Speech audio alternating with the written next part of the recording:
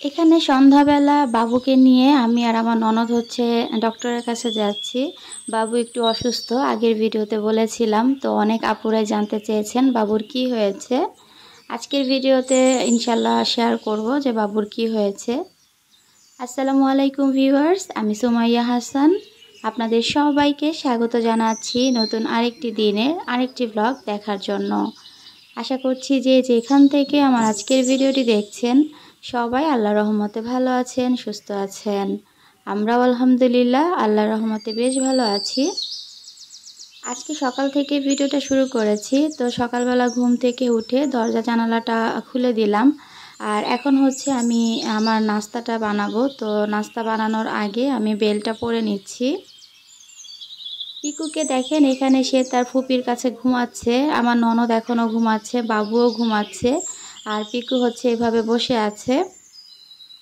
সকালের দিকটাতে বাবু যেহেতু বেশ অনেকটা সময় ঘুমায়, তো এই সময়টা দেখা যায় যে সব কিছু একটু রিল্যাক্সে করা যায়, মানে নাস্তাটা অন্তত একটু রিল্যাক্সে খাওয়া যায়। রাতের বেলা তো সে ঘুমাই না, সারা রাত দেখা যায় জেগে থাকতে হয় তার জন্য।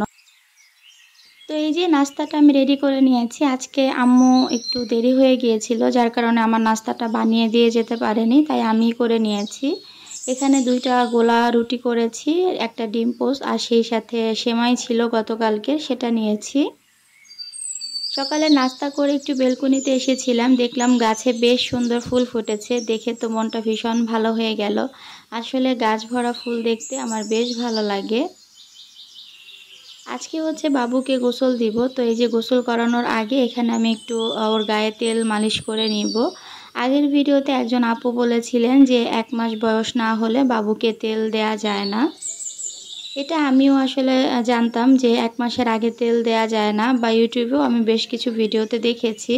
তবে বাবুর হচ্ছে অনেক চামড়া উঠছিল, মানে পুরো শরীরেই দেখলাম যে অনেক বেশি চামড়া উঠছিল।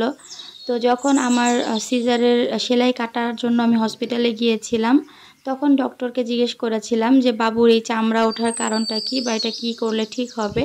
তখন ডক্টরই আমাকে সাজেস্ট করেছিল যে বাবুকে হচ্ছে অলিভ অয়েল যেন আমি ম্যাসাজ করে দিই শরীরে, এতে করে চামড়া ওঠার যেই সমস্যাটা সেটা সমাধান হয়ে যাবে। তো আলহামদুলিল্লাহ আমি 2বার ইউজ করার পরেই কিন্তু বাবুর চামড়া ওঠার সমস্যাটা একদম ঠিক হয়ে গেছে। এখন আর ওই স্কিনে কোনো চামড়া ওঠার সমস্যা নেই, স্কিনটা বেশ ভালো আছে। এছাড়া আমার শাশুড়ি মা সেই শুরু থেকেই বলছিল যে আমরা তো বাচ্চা কাচ্চা জন্মের পর থেকেই তেল মালিশ করতাম, তোমরা কেন এখনকার যুগের মেয়েরা তেল দিতে চাও না।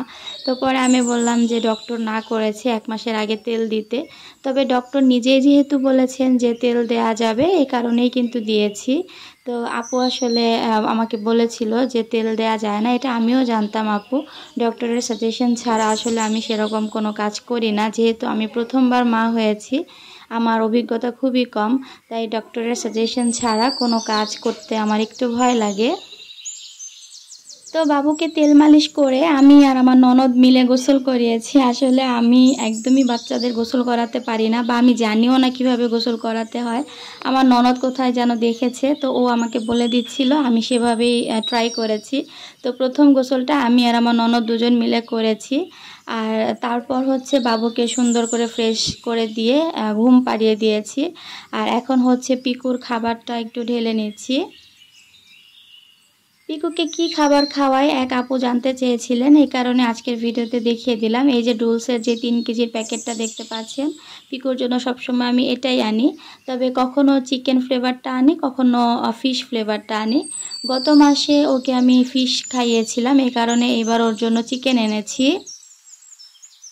এছাড়া পিকুকে কিন্তু মাছ মাংসও খাওয়ানো হয়, মানে যখন বাসায় চিকেন থাকে তখন চিকেন খাওয়াই, যখন মাছ থাকে তখন মাছ খাওয়াই। এছাড়া আমরা যখন খাই তখন আমাদের সাথেও কিন্তু পিকু মাঝে মাঝে খায়।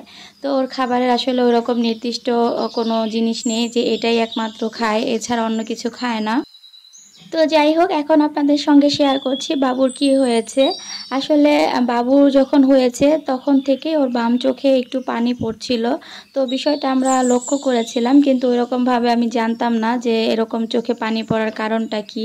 তো দেখলাম যে গত 2 দিন আগে বাবুর চোখে হচ্ছে পানির সাথে অনেক বেশি কেতর আর একটু ময়লা বের হচ্ছিল, মানে চোখটা একদম বন্ধ হয়ে যাচ্ছিল এরকম। তো আমি সারাদিন ওয়েট করার পর সন্ধ্যাবেলা হচ্ছে বাবুকে নিয়ে ডক্টরের কাছে যাই। আর ডক্টর হচ্ছে এই যে দুইটা জিনিস দেখতে পাচ্ছেন, এখানে একটা আই ড্রপ আছে, একটা আই ক্রিম আছে। তো এই দুটো হচ্ছে বাবুর চোখে দেওয়ার জন্য বলেছে। আর বাবুর যে সমস্যাটা হয়েছে, জন্মসূত্রে অনেক বাচ্চাদেরই নাকি চোখের যে পানি পড়ে, মানে আমাদের চোখের চারপাশ থেকে যে পানি নিঃসরণ হয়, সেটা হচ্ছে একটা ছিদ্র দিয়ে পানিটা পৌঁছে নাকের একটা ছিদ্র দিয়ে হচ্ছে ভেতরে পৌঁছায়। তো অনেক বাচ্চাদের দেখা যায় এই ছিদ্রটা ব্লক থাকে, মানে দুই চোখেরই ব্লক থাকে, আবার অনেকের এক চোখে। তো আমাদের বাবুর হচ্ছে এক চোখের যে ছিদ্রটা সেটা একটু ব্লক আছে, যার কারণে ওর বাম চোখে পানিটা জমে থাকে, মানে চোখের চারপাশ দিয়ে যে পানিটা নিঃসরণ হচ্ছে সেটা আর ভেতরে যেতে পারছে না। যেহেতু একটা ছিদ্র খোলা একটা ছিদ্র বন্ধ, এই কারণে পানিটা চোখের ভেতরে জমে থাকছে। আর সেই জমে থাকার কারণেই ওখানে ইনফেকশন হয়ে গেছে। তো ইনফেকশনটা অনেক বেশি হয়ে গিয়েছিল, আমি আসলে শুরুতে এই বিষয়টা খেয়াল করিনি। তো আলহামদুলিল্লাহ এখন বাবুর চোখ একদম ঠিক আছে। তবে একটা ম্যাসাজ শিখিয়ে দিয়েছে ডক্টর, যেটা করলে বলেছে যে বাবুর যে ছিদ্রটা ব্লক আছে সেটা খুলে যাবে। তো দিনে 40 বার করে সেই ম্যাসাজটা করতে বলেছে, সেটা অলরেডি এখন করা হচ্ছে। সবাই বাবুর জন্য দোয়া করবেন যেন বাবুর চোখের এই সমস্যাটা সমাধান হয়ে যায়। আর এখানে দুটো জামা দেখতে পাচ্ছেন, এখানে হচ্ছে পিকুর জন্য জামা আনা হয়েছে। আর বাবুর জন্য ওর ফুপি আগেই জামা এনেছে, তবে পিকুর জন্য যখন আনতে গিয়েছিল তখন এইটা আবার পছন্দ হয়েছে, তো পরবর্তীতে এটাও নিয়ে এসেছে। পিকুকে ঈদে আসলে জামা পরানো হয় না, ও তো সেরকমভাবে জামা পরে অভ্যস্ত না। তো এইবার আসলে ওর ফুপি খুব জেদ করছিল যে পিকুকে ঈদে জামা পরিয়েই ছাড়বে। তো এই যে আমরা একটু বের করে এগুলো ধুতে দিব। তো ভাবলাম যে পিকুকে পরিয়ে দেখি যে কেমন লাগছে। তো দেখলাম পিকুকে মাশাআল্লাহ বেশ সুন্দর লাগছিল জামাটা পরে। আর এই ভিডিওটা কিন্তু ঈদের আগের দিনের ভিডিও ছিল। তো যেহেতু কালকে ঈদ, বাবু নতুন জামা পরবে, এই কারণে জামাগুলো সব বের করে নিয়েছি। এগুলো আম্মুকে এখন দিব, আম্মু সবগুলো জামা ধুয়ে দিবে। বাচ্চাদেরকে তো নতুন জামা আসলে সাথে সাথে পরানো যায় না, ওগুলো ভালো করে ধুয়ে শুকিয়ে আয়রন করে তারপর পরাতে হয়। তো ঈদের জামা যেহেতু, এই কারণে আমি আগের দিনই ওগুলো ধুতে দিয়েছি। আর এখানে দেখেন আম্মু হচ্ছে তার নাতির জন্য কাঁথা সেলাই করবে।